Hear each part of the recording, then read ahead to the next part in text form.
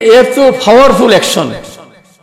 বিসমিল্লাহ তরবাতু আরদিনা বেরিকাতে বাদিনা লিউশফা সাকিমুনা বিইজনি রাব্বিনা। বাস এটা পড়ি থুতু লাগাই দিস।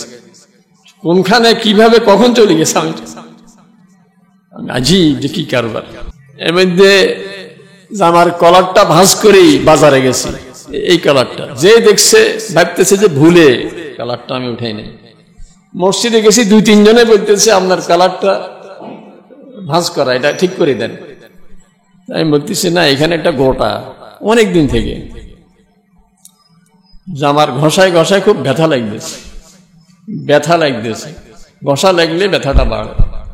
আর আমারও ভয় পেয়ে গেছে যে এখানে তো একবারে মানুষের রগ, এটাই তো শাহরগ বলে যে মানে রক্তের চলাচল এখান দিয়ে, এটা যদি একটু রক্তের সাথে কানেকশন হয়ে যায় এটা তাহলে তো ক্যান্সারে চলে যাবে, মারাত্মক একটা জায়গাতে। তো ওদিনেই রাত্রে মসজিদে রিয়াজুস সালেহিন পড়তেছিলাম, ওখানে বলতেছে যে রাসূল সাহেবের তদবির হইল যে বিসমিল্লাহে তুরবাতু আরদিনা বেরিকাতে বাদিনা ইউশফা সাকিমুনা বিইজনি রাব্বিনা। এটা পড়ে একটু থুতু লাগাই দিলে রোগ ভালো হয়ে যায়। ফারুক আয়াম টিভি, হক্কানি ওলামাদের আগামীর পথ চলা। ইসলাম যার নাম, যার ব্যাপারে আল্লাহ তাআলার ঘোষণা হইল যে এটাকে আমি পরিপূর্ণ করে দিয়েছি, এটাকে অভাবমুক্ত করেছি। কিয়ামত পর্যন্ত আমাদের কোনো বিষয়ে অন্য কারো দ্বারস্থ হওয়া লাগবে না। সকল বিষয়ের সমাধান ইসলামের মধ্যে রয়ে গেছে, সকল প্রশ্নের জবাব কোরআন হাদিসের মধ্যে রয়ে গেছে। আল্লাহ তাআলার ঘোষণা হইল আল ইয়াউমা আকমালতু লাকুম দীনাকুম ওয়া আতমামতু আলাইকুম নি'মাতি ওয়া রাদিতু লাকুমুল ইসলাম দীনা। বিদায় হজের সময় আল্লাহ পাকের পক্ষ থেকে এই আয়াত নাযিল করে জানিয়ে দেওয়া হয়েছে যে তোমাদের দ্বীনকে আমি পরিপূর্ণ করে দিয়েছি, অভাব মুক্ত করেছি, এবং একমাত্র ইসলামই তোমাদের জন্য জীবন বিধান। এটাই তোমাদের চলার নীতি, এটাই তোমাদের সব কিছুর সমাধান। যে কোনো সমস্যা আমি উত্তর খুঁজি পাবো, সমাধান খুঁজি পাবো ইসলামের মধ্যে, কোরআনের মাঝে। এখন সমাধান আমার কাছে, আমি পেরেশান সমাধান করি, যার কারণে পেরেশানি দিন দিন বাড়ে। সমস্যাটা সৃষ্টি করছে যে তার কাছে আমি সমাধানের জন্য যাই, সমস্যা আরো বাড়ে। সে তো আমারে আরো ফেঁসে ফেলছে, সমস্যা তো সৃষ্টি করে দিছে সে। এই জন্য সমাধানের জন্য আমাকে আসতে হবে আল্লাহর কাছে, আল্লাহ রাসূল সাল্লাল্লাহু আলাইহি ওয়াসাল্লামের কাছে। আল্লাহ তাআলার ঘোষণা হইল ওয়াইন তানাজাতুম ফি শাইইন ফারুদ্দুহু ইলাল্লাহি ওয়ার রাসূল। যে কোনো বিষয়ে যদি তোমাদের দ্বন্দ্ব দেখা দেয়, সমস্যা দেখা দেয়, তো তোমরা আল্লাহ রাসূলের দ্বারস্থ হও, কোরআনের দ্বারস্থ হও। রাসূলের জীবদ্দশায় রাসূলের কাছে চলে আসো। আর রাসূল সাল্লাল্লাহু আলাইহি ওয়াসাল্লাম যখন দুনিয়া থেকে চলে গেছেন, বলে গেছেন যে তারাকতু ফীকুম আমরাইন, আমি রেখে গেছি কোরআন আর সুন্নাহ, তো এই দুইটার মাঝে তোমরা সমাধান খুঁজিবে। এই জন্য আমরা ওই পথে যাই না, এই জন্যই পেরেশানি দিন দিন বাড়ে। ব্যক্তিগত জীবনেও, পারিবারিক জীবনেও, সামাজিকভাবেও, রাষ্ট্রীয়ভাবেও, আন্তর্জাতিকভাবেও সমস্যা বাড়তেছে। কারণ আমরা সমাধান যেখানে সেখানে যাই না। সহজ জিনিস, ঘরের মধ্যে সমস্যা হলো ফ্রিজ চলে না, ফ্যান ঘুরে না, এসি চলে না, কত সমস্যা। কিন্তু আপনি নিজে নিজে কারবারি করতে যে আরো এলোমেলো করে দিছে। মিস্ত্রিরে ডাকছেন আর সেই কয় যে আরে সমস্যা সাধারণ না, ওই কাটা উল্টে একটা তার আছে ছোট্ট, ওইটা ছেড়ে গেছে বা ফিউজটা চলে গেছে, সামান্য কদ্দুর জোড়া দিয়া দিছে আর এখন সব চলে গেছে। সামান্য কাটা উঠে তার ছুটে গেছে, ওইটা ছেড়ে গেছে। এই জন্য আল্লাহর কোরআনে তো সমস্যার সমাধান দেওয়াই আছে।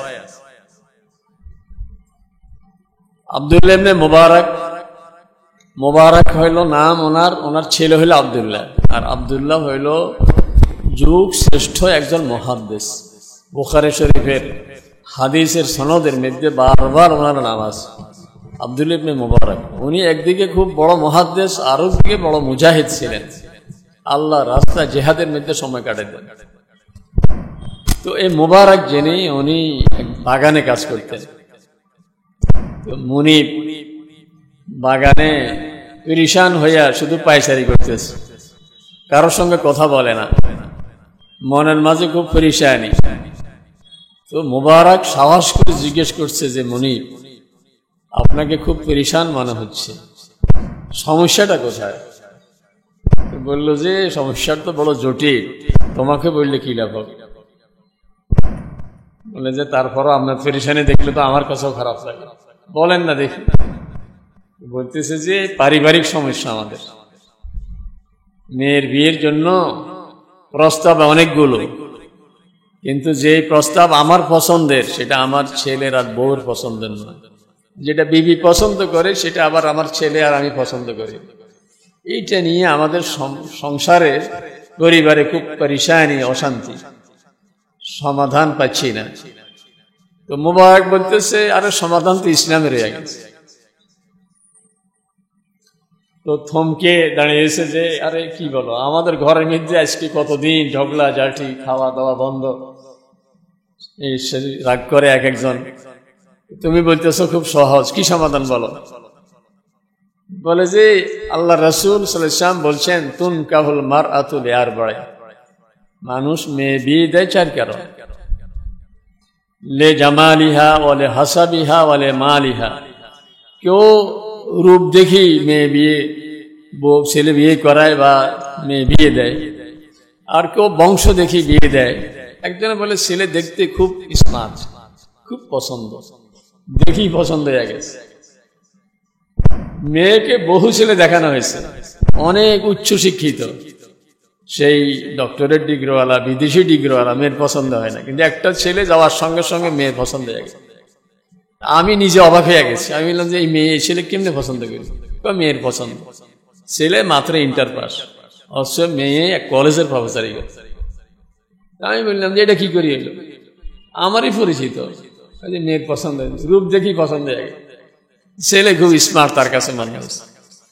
তাইলে কেউ রূপ দেখি পাগল, বলে হাসাবিহা, কেউ বংশ দেখি, আরে অমুক বংশে আমার মেয়ে বিয়ে দিব অমুক বাড়িতে, এইটা আর কি লাগে, আমার আত্মীয় হবে অমুক, মন্ত্রীর ছেলে, আন্টির ছেলে, অমুকের ছেলে, কি হবে, এর পরিচয় দিয়েই তো আমার সব পার হয়ে যাওয়া যাবে।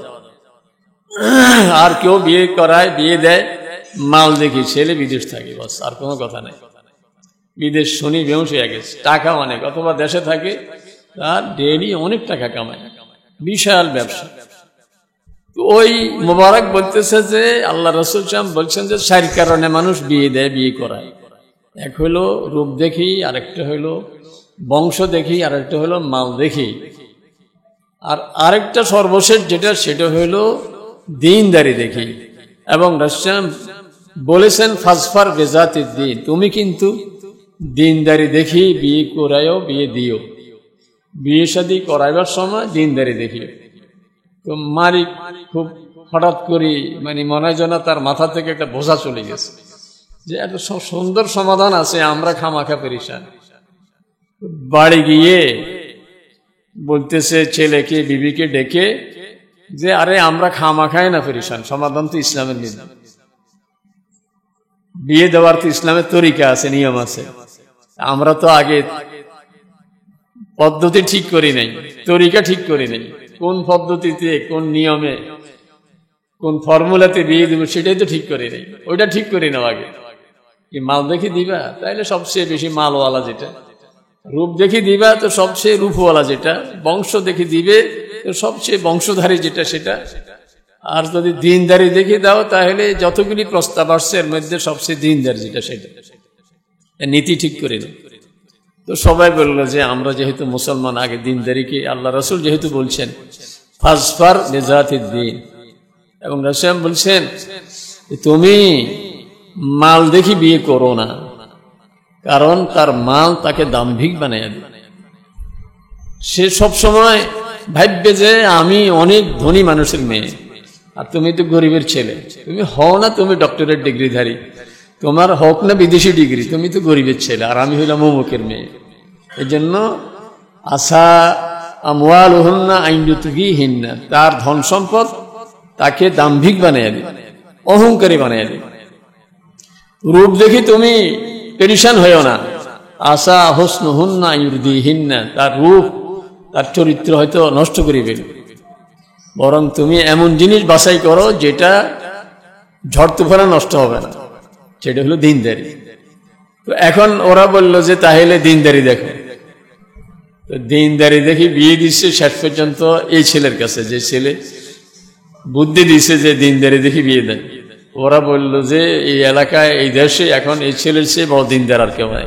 কারণ এর আগের ঘটনা ছিল, মালিক বাগানে ঢুকছে, আনার খেতে চেয়েছে, তো মোবারক একবার দুইবার তিনবার আনার আনি দিচ্ছে, কিন্তু রসা নাই। মালিক বলতেছে তুমি চিনো না কোন আনারে রসা কোন আনারে রসা নাই?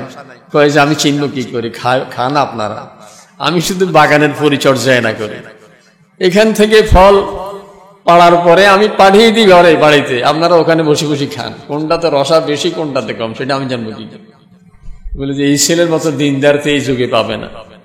ওই ছেলের কাছে বিয়ে দিছে, তো ওই ঘরেই আব্দুল্লাহর জন্ম, আব্দুল্লাহ ইবনে মুবারক, যিনি মুহাদ্দিসিনে কেরামের কাছে হাদিস যারা পড়ান এদের কাছে সারা সবসময় কিয়ামত পর্যন্ত স্মরণীয় হয়ে থাকবে আব্দুল্লাহ ইবনে মুবারক। এই জন্য সমাধান সকল বিষয়ের আছে। আপনার সমস্যাটা কোথায়? কোরআনে পাকে সমস্যা আছে। যারা অর্থ বুঝেন, আপনার একটা সমস্যা, বসে যান কোরআন নিয়ে, দেখবেন যে সমস্যা সেখানে। গত এই তারিখে আমি সেহরি খেতে পারিনি, এই যে বুধবারে আশুরা রোজা না, ওয়াজ করছি আপনাদেরকে, এখন রোজা রাখবো কি রাখবো না, একটু দিনও তো বড়, আর খেয়েছি তো সন্ধ্যার সময়, তো এই 9টার সময় খেয়েছি, এখন বাজে রাত্রে 4টা, এখান দিয়ে পার হয়ে গেছে 7 ঘন্টা, সামনে আছে আরো 16 ঘন্টা, 23 ঘন্টা, লম্বা রোজা রাখবো কি রাখবো না। তো কোরআন শরীফ নিয়ে ফজরের পর পড়ছি, দেখছি ওয়াতাওয়াক্কাল আলাল্লাহ ইন্নাহু হুয়াল আজিজুল হাকিম, ভরসা করা হতে পারে। এটা 2-3বার পড়ছি আমি, ইচ্ছা করি পড়তেছি আর বলতেছি তাওয়াক্কালতু আলাল্লাহ, ভরসা আল্লাহর উপর। আমি কালকেরটা তো সেহরি খেয়ে রেখেছি, বুধবারটা সেহরি ছাড়া, আমার মনে হয় যেন বুধবারটা বেশি আরাম আসছে। সেহরি খানে কতগুলো 23 ঘন্টার রোজা, কত আরামের। আমি বললাম যে কোরআনে তো সমাধান আছে, কোরআনের সমাধান আছে। এর মধ্যে আমার কলারটা ভাঁজ করেই বাজারে গেছি, এই কালারটা যে দেখছে ভাবতেছে যে ভুলে কালারটা আমি উঠাই নাই। মসজিদে গেছি, 2-3 জনে বলতেছে আপনার কালারটা ভাঁজ করা, এটা ঠিক করে দেন। আমি বলতেছি না, এখানে একটা গোটা অনেক দিন থেকে জামার ঘষায় ঘষায় খুব ব্যথা লাগতেছে, ঘষা লাগলে ব্যথাটা বাড়ে। আর আমারও ভয় পেয়ে গেছে যে এখানে তো একবারে মানুষের রগ, এটাই তো শাহরগ বলে, যে মানে রক্তের চলাচল এখান দিয়ে, এটা যদি একটু রক্তের সাথে কানেকশন হয়ে যায় এটা, তাহলে তো ক্যান্সারে চলে যায়, মারাত্মক একটা জায়গাতে। তো ওদিনেই রাত্রে মসজিদে রিয়াজুস সালেহিন পড়তেছিলাম, ওখানে বলতেছে যে রাসূল সাহেবের তদবির হইল যে বিসমিল্লাহে তুরবাতু আরদিনা বিরিকাতে বাদিনা ইউসফা সাকিমুনা বিইজনি রব্বিনা। এটা পড়ে একটু থুতু লাগাই দিলে রোগ ভালো হয়ে যাবে। ওই রাতে লাগাই দিছি, আমি খেয়াল করে নিয়ে সকালবেলা ওইটাকে আসে না নাই। পরের রাত্রে আমি হঠাৎ করে বললাম আমার গোটাটা গেল কই, মানে একটা গোটা চলে গেলে তো ব্যথা থাকবে এখানে। এখন আমি নিজে আন্দাজ করতে পারতেছি না গোটাটা কোন জায়গায় ছিল, কোনো চিহ্ন নাই, কোনো ব্যথাই নাই। বললাম যে এত পাওয়ারফুল অ্যাকশন, বিসমিল্লাহে তুরবাতু আরদিনা বিরিকাতে বাদিনা লিউসফা সাকিমুনা বিইজনি রব্বিনা, বাস এটা পড়ে থুতু লাগাই দিছি। কোনখানে কিভাবে কখন চলে গেছে আমি আজিব, যে কি কারবার। এই জন্য আপনার এই যে কোনো সমস্যা, ব্যক্তিগত হোক, পারিবারিক হোক, সামাজিক হোক, রাষ্ট্রীয় হোক, সমাধান আমার কোরআনে, আমার রাসূল সাহেবের হাদিসে, ইসলামের মধ্যে আল্লাহ তাআলা বলেন আমি তো সব পরিপূর্ণ করে দিছি। তুমি কোথায় যাও, কার কাছে যাও? তুমি অমুসলিমের দ্বারস্থ হও। শুনো, তোমার সবচেয়ে বড় শত্রু হলো ইয়াহুদ আর মূর্তি পূজারীরা। লা তাজিদান্না আশাদ্দান নাস আদাওয়া লিল্লাযীনা আমানুল ইয়াহুদা ওয়াল্লাযীনা আশরাকু। আল্লাহ তাআলা বলেন মুসলমানের সবচেয়ে বড় শত্রুকে, সবচেয়ে বড় শত্রু হলো ইহুদি আর মূর্তি পূজারীরা। এখন সারা দুনিয়ায় মুসলমানদের যত পেরেশানি, যে দেশে যত পেরেশানি, আপনি দেখেন যে এই ইহুদরা আর এই মূর্তি পূজারীরাই মুসলমানদেরকে পেরেশান করে রাখছে। তারাই ভেজাল লাগায়, তারাই আবার সালিশ করে, তারাই আবার মাতব্বরি করে, তারাই আমাদেরকে পেরেশানি করে। কিন্তু আমরা যদি সব বাদ দিয়ে বলবো যে না, আমরা তোমাদের পরামর্শ কেন নেব, আমার কাছে, আমি মুসলমান, আমার কাছে আল্লাহর কোরআন আছে, দেখি আল্লাহর কোরআনে কি বলে, আমার রাসূল সাল্লাল্লাহু আলাইহি ওয়াসাল্লামের হাদিসে কি বলে, আমার সব সমস্যার সমাধান এখানে এমন ভাবে হয়ে যাবে। যেরকম বলছি না যে আমার এটা কোথায় ছিল এখন খুঁজিয়ে হয়নি, সব পেরেশানি এমন ভাবে শেষ হয়ে যাবে যে অশান্তি সব দূর হয়ে দেশে শান্তি চলে আসবে, রাষ্ট্রীয়ভাবে শান্তি আসবে, পারিবারিক ভাবেও শান্তি আসবে। আপনি যেইখানে ব্যক্তিগতভাবে কোরআন মতো চলেন, পেরেশানি চলে যাবে। এখন এই যে আশুরার রোজা রাখার সময় আমরা 2টা রোজা রাখছি কেন? আশুরাতে একটাই রোজা, 10 তারিখে, যে আমরা যে 9 তারিখ বা 11 তারিখ 2টা মিলে রাখছি এই কারণে, যাতে ইহুদ নাসারাদের সাথে আমাদের মিল না হয়। আল্লাহ রাসূল সাল্লাল্লাহু আলাইহি ওয়াসাল্লাম বলে দিয়েছেন, এটা গত জুমায় বলছে যদি আল্লাহ আমারে বাঁচিয়ে রাখে তাইলে আমি আর 1 রোজা রাখবো না, 2 রোজা রাখবো, কারণ যাতে ওদের সাথে মিল না হয়। সর্ব ব্যাপারে বলে দিয়েছেন যে খালিফুল ইয়াহুদ ওয়ান নাসারা, ইহুদ নাসারাদের সাথে মিল রেখে চলো না, এবং সতর্ক থাকো যে মূর্তি পূজারী আর ইহুদি এরা সবসময় তোমাদের ক্ষতি চায়। এবং আল্লাহ তাআলার ঘোষণা হলো ইয়া আইয়ুহাল্লাযীনা আমানু লা তাত্তাখিযুল ইয়াহুদা ওয়ান নাসারা আউলিয়া, ইহুদ নাসারাদেরকে আর বন্ধু বানিও না। ওয়া মান ইয়াতাওয়াল্লাহুম মিনকুম, যদি ওদেরকে আপন মনে করো তাহলে মনে রাখবা আপন মনের করার কারণে হাসর ময়দানে তোমার হাসর ওই ইহুদ নাসারার সাথে হবে। ওটা মারা ওয়া মান ইয়াতাওয়াল্লাহুম মিনকুম ফাইন্নাহু মিনহুম। রাসূল সাল্লাল্লাহু বলেন মান তাশাব্বাহা বিকাওমিন ফাহুয়া মিনহুম।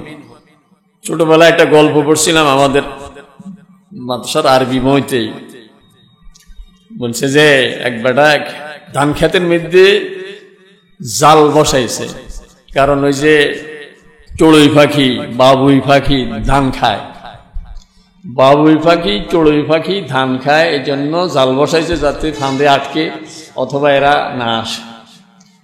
ওখানে মধ্যে একটা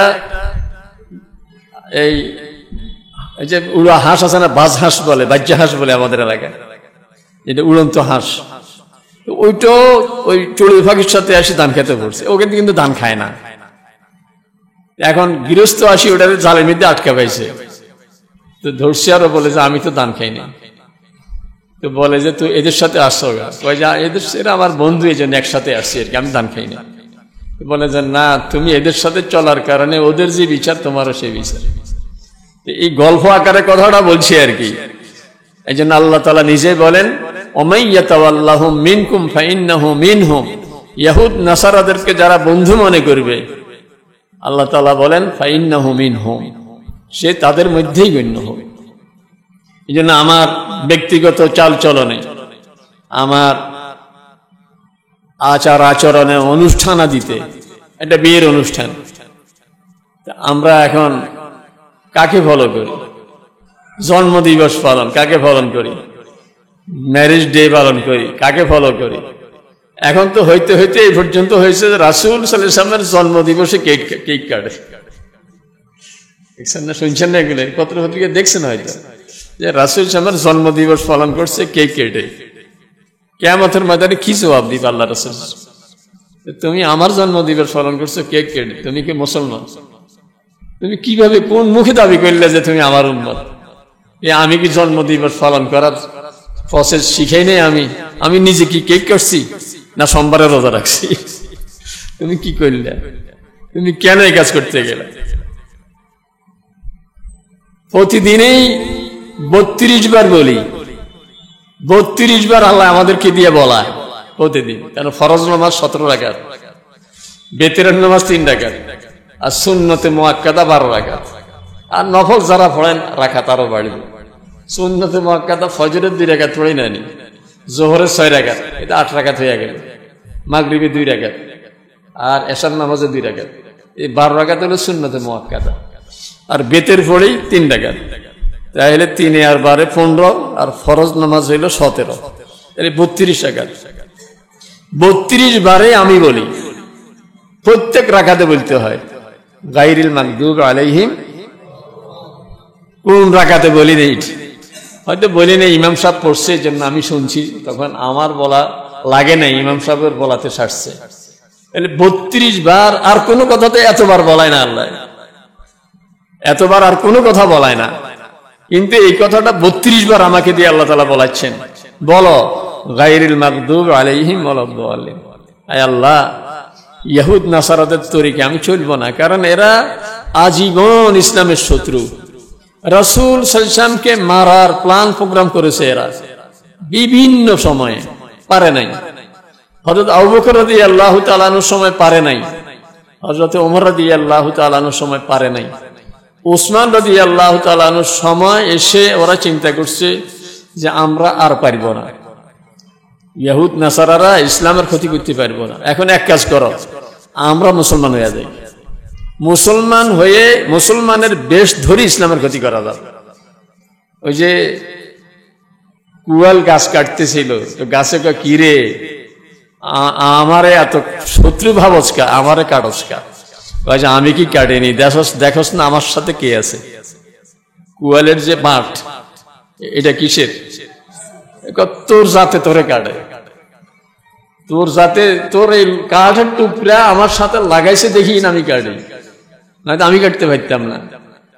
এই জন্য মুসলমানের বেশ ধরে আব্দুল্লাহ ইবনে সাবা ইহুদি, উসমান রাদিয়াল্লাহু তাআলা আনহুর সময় এসে সে মুসলমান হয়ে গেছে, কিন্তু সে ইহুদি রয়ে গেছে। সে মুসলমান হয়ে এবার ভিতরে ভিতরে কাজ শুরু করে দিয়েছে, উসমান রাদিয়াল্লাহু তাআলা আনহুর বিরুদ্ধে প্রপাগান্ডা, যায়া ওনার এই দোষ সেই দোষ বলা শুরু করে দিয়েছে। শেষ পর্যন্ত মিশরে একটা আন্দোলন সে দাঁড় করাইছে উসমান রাদিয়াল্লাহু তাআলা আনহুর বিরুদ্ধে। তো সরাসরি ওনার বিরুদ্ধে না বলি, বলছে যে মিশরের গভর্নর পরিবর্তন হওয়া দরকার, কারণ গভর্নর এটা উসমান রাদিয়াল্লাহু তাআলা আনহুর পক্ষের মানুষ, ওনাকে আমরা চাই না। তো ওরাই প্রস্তাব দিল যে গভর্নর পাল্টাইয়া দেন। উসমান রাদিয়াল্লাহু তাআলা আনহুর কাছে প্রস্তাব নিয়ে আসছে আব্দুল্লাহ ইবনে সাবা নিজেই, তার নেতৃত্বে সব হচ্ছে, সে মিশরের মানুষকে খেপিয়ে তুলছে। তো মদিনা শরীফ আসছে, আসি হযরত ওসমানকে বলল যে আমাদের গভর্নর পরিবর্তন করেন। উনি ঠিক আছে, নতুন গভর্নর পাঠাচ্ছি। হযরতে আবু বকর রাদিয়াল্লাহু তাআলা আনহুর ছেলে মোহাম্মদ ইবনে আবু বকর, ওনাকে নতুন গভর্নর নিয়োগ দিয়েছেন মিশরের, সাথে সরকারি একটা অর্ডার দিয়ে দিছে, চিঠি দিয়ে দিছে মিশরবাসীর কাছে। চিঠির মর্ম এরকম যে মোহাম্মদ ইবনে আবু বকর তোমাদের সামনে যখন যাবেন, তোমরা মিশরবাসী নতুন গভর্নর হিসাবে তাকে বরণ করে নিও। বরণ করে নিয়ে, এটার আরবি হলো ফাকবালুহু, কাবেলা ইয়াকবালু, ফাকবালুহু, তারা কবুল করে নিও, কবুল করে নিও, বরণ করে নিও।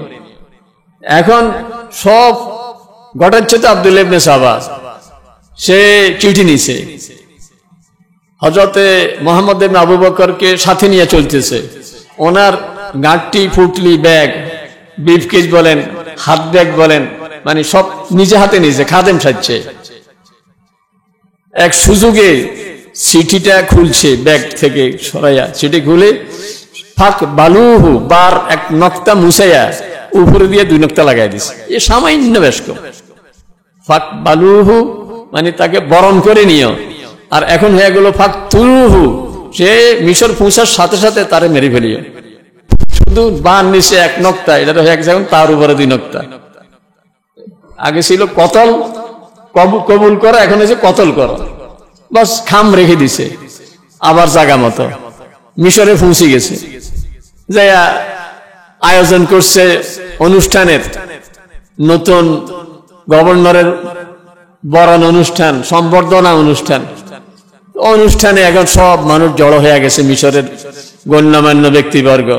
নতুন গভর্নর সেখানে সবাই সামনে ফুলের মালা দিবে, চিঠি পড়ে সবাইকে শোনাবে। চিঠিটা মোহাম্মদ ইবনে আবু বকরের নিজের হাতেই। উনি চিঠি নিয়ে পড়তে পারতেছে না, ওনার কপাল থেকে, চেহারা থেকে ঘাম বের হচ্ছে। চিঠি ওনার মুখ দিয়ে পড়া হচ্ছে না, পড়া আসতেছে না। আব্দুল ইবনে সাবা তো জানে ঘটনা কি, তো বলে যে হুজুর, হযরত চিঠি পড়তে পারতেছেন না, আমার কাছে দেন, আমি পড়ে শুনে দিই। কারণ সে তো জানে যে কোনখানে গন্ডগোল, উনি কি শব্দ দেখার কারণে চিঠি পড়তেছে না। তো চিঠি নিয়েই এই একটা জ্বালাময়ী বক্তৃতা দিয়ে দিল যে এতদিন আপনারা আমাকে খুব খারাপ মানুষ ভাবতেছিলেন, যে আমি হযরত ওসমানের বিরুদ্ধে এই সমস্ত কথা বলি। আজকে দেখলেন তো আপনারা, হযরত আবু বকর যিনি উম্মতের প্রথম ব্যক্তি, 1 নম্বর মানুষ, ওনার ছেলেকে উনি এইভাবে প্রতারণা করি মিশরবাসীর মাধ্যমে হত্যা করার জন্য আমাদের হাতে দিয়ে তুলে দিছে। দেখেন চিঠির ভাষা। আর কি, ওখানে তো স্লোগান শুরু হয়ে গেছে, হযরত ওসমানের বিরুদ্ধে মানুষ ক্ষিপ্ত হয়ে গেছে। ওখান থেকে একদল সন্ত্রাসী নিয়ে আসছে মদিনা শরীফে জিলহজ মাসের 18 তারিখ। কারণ তখন তো আর এরকম বাসে, কারে, প্রাইভেটে আসা যাওয়ার ব্যবস্থা ছিল না, মানুষ ওট ঘোড়ায় করে আসতে যাইতো। হজের কর্মকাণ্ড শেষ হইতে জিলহজের 13 তারিখ লেগে যায়, কারণ হজের হয় 9 তারিখে, 10, 11, 12, 13 মিনাতে শয়তানকে কঙ্কর মারার কাজ। এরপরে মদিনা শরীফ, মক্কা শরীফ থেকে আসতে আসতে তো 15-20 দিন লেগে যায়। মদিনা শরীফের অনেকে তখন হজে, শহর প্রায় খালি। এই অবস্থায় হযরত ওসমান রাদিয়াল্লাহু তাআলা আনহুকে মদিনায় পেয়ে ওরা ওখানে শহীদ করে দিয়েছেন।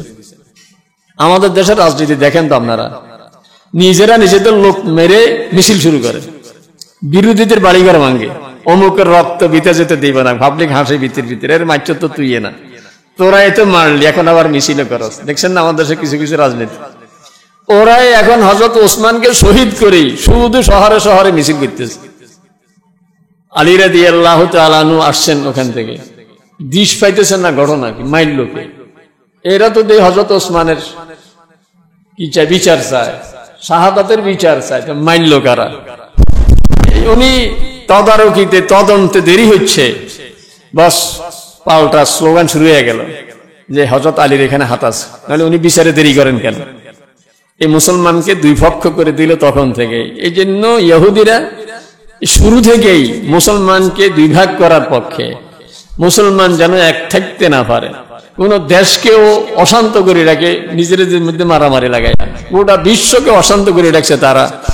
নতুবা সারা দুনিয়ার মুসলমান যদি এক হয়ে যায়, ইহুদ নাসারারা কয়জন, মুসলমানের কিছু লাগে না। আল্লাহ তাআলা তো বলছেন যে মুসলমান যদি একজন হয়, দুজনের মোকাবেলা করতে পারে। প্রথম বলছিলেন একজন হলে 10 জনের মোকাবেলা করতে পারবে। আল্লাহ মুসলমানের মধ্যে এমন ইমানি শক্তি দিয়ে রাখছে, কিন্তু আমরা এক হতে পারতেছি না। এই জন্য সকল বিষয়ে সতর্ক থাকতে হবে আমাদের, যে আমাদের পিছনে কিন্তু ইহুদ নাসারাদের অপশক্তি এবং মুশরিকদের, মূর্তি পূজারীদের অপশক্তি আমাদের পিছনে লেগে আমাদের ব্যক্তিগত জীবনে, আমাদের সামাজিক রাষ্ট্রীয় জীবনে আমাদেরকে অশান্ত করে রেখেছে। ওদের কাছে আমরা আবার বিচারের জন্য প্রার্থী হই, সমাধান ওদের কাছে চাই। ভেজাল লাগাইছে যে, তার কাছে আবার সমাধান খুঁজি। সমাধান কি ওরা দিবেন, আমার আল্লাহ দিবেন। এই জন্য রাসূল হোসেন বলেন, কোন কওম যদি, মুসলমানরা যদি কোরআন আর সুন্নাহর বাহিরে, ইসলামের বাহিরে দেশ চালাইতে শুরু করে, তো আল্লাহ তাআলা যে নগদ বিপদ দিয়ে দেন, সেটা হলো নিজেদের মধ্যে মারামারি লাগাই দেন। আমাদের মারামারির, হানাহানির একমাত্র কারণ হলো আমরা কোরআন সুন্নাহর বাইরে চলছি। এই জন্য আল্লাহ তাআলা নিজেই বলছেন, একমাত্র উপায় হলো ফারুদ্দুহু ইলাল্লাহি ওয়ার রাসূল। আমাদের মন মানসিক তৈরি হওয়া দরকার। এই সমস্যার সমাধান কোরআনে আছে, সুন্নাহয় আছে। এর বাইরে গেলে দিন যত যাবে, পেরেশানি তত বাড়বো, বিদেশিদেরকে যত ডাকবো তত আমাদের ভেজাল আরো বাড়াইয়া দিবে। উপরে দিয়ে কথা একরকম বলে, ভিতরে তলে তলে আরেক বুদ্ধি দেয়। সরুরে কয় চুরি কর, গৃহস্থরে বলে সজাগ থাক। বুঝেন না কথা? এই হইল অবস্থা। আল্লাহ তাআলা সর্ববিষয়ে আমাদেরকে সতর্ক থাকার তৌফিক দান করুক। আমরা ব্যক্তিগতভাবেও রাসূল সাল্লাল্লাহু আলাইহি ওয়াসাল্লামের সুন্নাত খুঁজবো, রাসূল সাল্লাল্লাহু আলাইহি ওয়াসাল্লামের আদর্শ খুঁজবো, কোরআনের সাথে সম্পর্ক গড়বো। গোটা দুনিয়ার মুসলিম উম্মাহকে এক করার জন্য আল্লাহ তাআলা দুইটা জিনিস আমাদের কাছে দিয়ে রাখছেন। এক হলো কোরআন, সারা দুনিয়ার মুসলমানদের এক। যত মারামারি কিলাকিলি করি, কোরআন কারো ভিন্ন নয়, সকল মুসলমানের কোরআন শরীফ এক। সৌদি আরবের যে কোরআন শরীফ, সে লন্ডন আমেরিকার মুসলমানের কাছে সে একই কোরআন শরীফ, আমাদের দেশে সে একই কোরআন শরীফ। এই একটা জিনিস সারা দুনিয়ার মুসলমানদের কাছে এক। আরেকটা হলো সারা দুনিয়ার মুসলমানদের ক্যাবলা এক। দুনিয়ার যেখানে আছে মুসলমান সবাই মুতাওয়াজ্জিহান ইলা জিহাতিল কাবাতির শরীফ। মুখে বলক আর না বলক, নামাজ পড়ার সময় কোন মুখী? আমরা কি পশ্চিম দিকে ফিরি নামাজ পড়ি না ক্যাবলামুখী হইয়া পড়ি?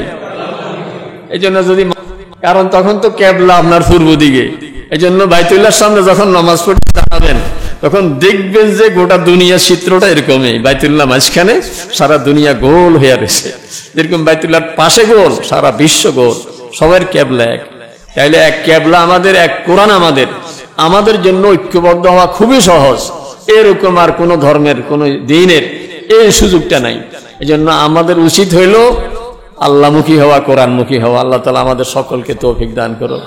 আর দেশের জন্য দোয়া করতে থাকবেন, আল্লাহ তাআলা যেন আমাদের দেশটাকে হেফাজত করে। কোন দিক থেকে কোন দিকে চলে যায় আমরা, যেই জালিমের কারণে দেশে বিপদ হয়, জালিমের হাতে আবার বিচারকের জন্য যাই নাকি আবার, এরকম যেন না হয়। আল্লাহ তাআলা সকলকে সহি বুঝ দান করো।